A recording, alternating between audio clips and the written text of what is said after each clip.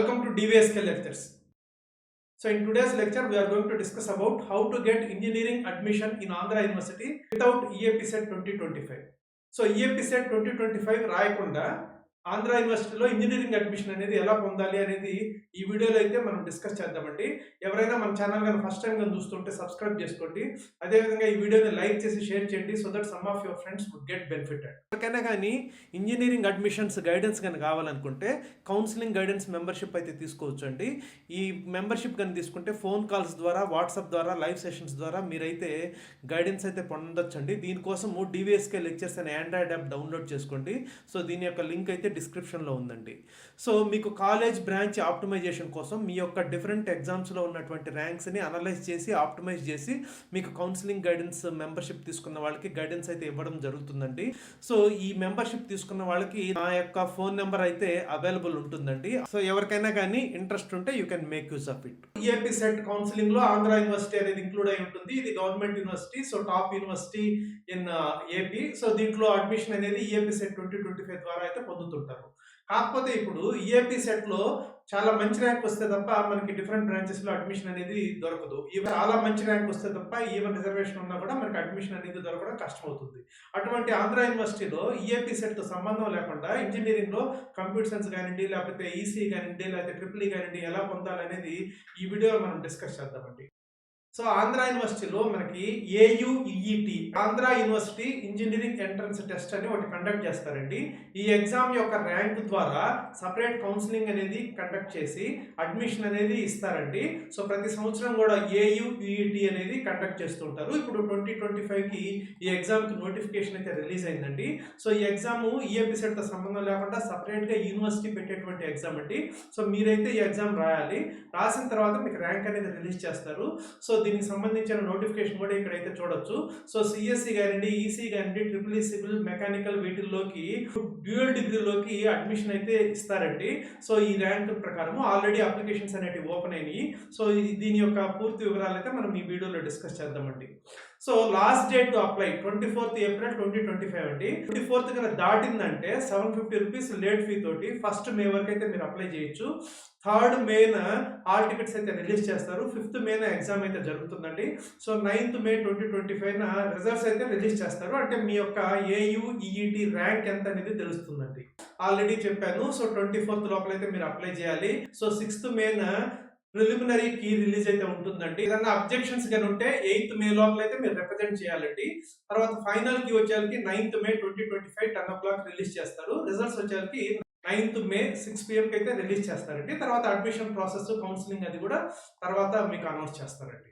Courses వివరాలకు గనిస్తే ఇవి self support courses అండి. అంటే వీటికి అయ్యే ఖర్చు మీరు సొంతంగా పెట్టుకోవాల్సి ఉంటుంది. అందుకని దీని యొక్క ఫీజు అయితే ఎక్కువ ఉంటుందండి. ఈ ప్రాసెస్ ద్వారా మీరు ఆంధ్ర యూనివర్సిటీలో చేరారంటే మాత్రం ఫీజు అయితే ఎక్కువ ఉంటుందండి. కాకపోతే యూనివర్సిటీ కాబట్టి ఆ బ్రాండ్ అనేది ఉంటుంది. సో అదే విధంగా మీకు ఆంధ్ర యూనివర్సిటీ సర్టిఫికేట్ బాగా వ్యాలిడ్ ఉంటుంది. సో ఆ పాయింట్ కూడా అయితే గమనించాలి. బ్యాలెన్సా లేదా అంటే ఈఏపీ సెట్ కౌన్సిలింగ్ ద్వారా వచ్చిందే మెయిన్ కోర్స్ అండి.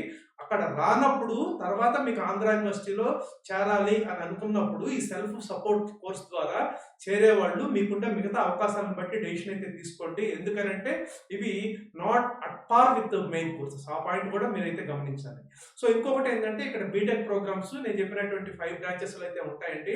అదేవిధంగా బీటెక్ అయిన తర్వాత మీరు ఎంటెక్ కూడా కంటిన్యూ చేయాలంటే గేట్ ఎగ్జామ్ అట్లా రాసి జాయిన్ అవ్వాలి జనరల్ గా. బట్ ఈ ప్రోగ్రామ్ లో చేరిన వాళ్ళు ఎంటెక్ కూడా కంప్లీట్ చేసుకోవచ్చు. లేదా బీటెక్ తర్వాత ఆపేసి మీరు వెళ్ళిపోవాలనుకుంటే మీరు ఎగ్జిట్ అవ్వచ్చండి. జనరల్ గా డ్యూయల్ డిగ్రీ ప్రోగ్రామ్స్ కి చాలా దగ్గరలో ఎగ్జిట్ ఆప్షన్ అనేది ఆఫ్టర్ బీటెక్ ఉండదండి. బట్ ఇక్కడ మాత్రము బీటెక్ తర్వాత ఎగ్జిట్ ఆప్షన్ అయితే ఉంది.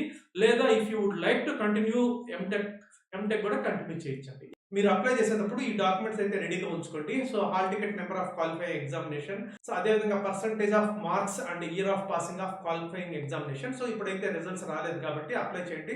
తర్వాత ఈ మార్క్స్ అనేది అప్డేట్ చేయొచ్చు. Date of birth as per SSC records, అదేవిధంగా క్యాస్ట్ సర్టిఫికేట్, అదేవిధంగా PWD NCC or sports certificate, అదేవిధంగా స్టడీ ఆర్ రెసిడెంట్ సర్టిఫికేట్ అండి. సో ఈ డాక్యుమెంట్స్ రెడీగా ఉంచుకొని మీరైతే అప్లై చేయడానికి కూర్చున్నారంటే it will complete smoothly. So ఇక్కడ different programmes available and number of seats కానీ తీసుకుంటే బీటెక్ సిఎస్సిలో వచ్చేసరికి 540 సీట్స్ అండి. సో ఎక్కువ సీట్స్ అయితే దీంట్లోనే ఉన్నాయి. అదేవిధంగా బీటెక్ ఈసీ వచ్చేసరికి 60 సీట్స్ అండి. బీటెక్ మెకానికల్ ఇంజనీరింగ్ 30 సీట్స్ అండి. సివిల్ ఇంజనీరింగ్ అయితే 30 seats, electrical and electronics engineering అయితే 30 సీట్స్ అండి. సో ఇప్పుడు బాగా డిమాండ్ ఉన్న కోర్సు సిఎస్సి కాబట్టి సో దీంట్లోనే మీకు 540 సీట్స్ ఉన్నాయండి. అదొక అడ్వాంటేజ్ కింద అయితే మనం చెప్పుకోవచ్చు. సో అదేవిధంగా ఫీజు వివరాల కింద వస్తే ఆల్రెడీ చెప్పానంటే ఇది సెల్ఫ్ సపోర్టెడ్ మోడ్, అందుకని ఫీజు అయితే ఎక్కువ ఉంటుంది. సో ఈఏపీ సెట్ కౌన్సిలింగ్ లాగా అయితే ఉండదు. దీనికి 2,05,000 అంటే సిఎస్సి బ్రాంచ్కి అయితే బ్రాంచ్ని బట్టి మారుతుంది. ఈసీకి అయితే 1,55,000 ఇది పర్ యానం అండి.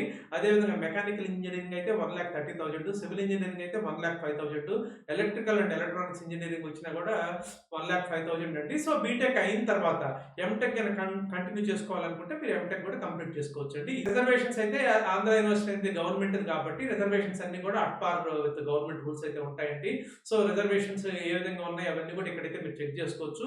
కాకపోతే ఇక్కడ మీరు చూడవలసింది ఏంటంటే 85% of the seats AU reason పిల్లలకి ఇస్తారండి. ఆ పాయింట్ గుర్తుపెట్టుకోవాలి. సో జనరల్ గా తెలంగాణ స్టూడెంట్స్ కానివ్వండి లేకపోతే ఏపీ స్టూడెంట్స్ అందరూ కూడా రాయొచ్చు. బట్ 85% ఆఫ్ ద సీట్స్ వచ్చేసరికి ప్రతి బ్రాంచ్ లో కూడా Andhra university reason. So Andhra university reason అంటే మీకు తెలుసు ఏపీలో ఎస్వి రీజన్ అని అదేవిధంగా ఏయూ రీజన్ అని రెండు ఉంటాయి. సో ఏయూ రీజన్ కింద ఉండేటువంటి పిల్లలకి 85% ఆఫ్ ద సీట్స్ ఇస్తారండి. మిగతా 15% ఏవైతే ఉన్నాయో అది మిగతా వాళ్ళకైతే అనుకోబాకండి.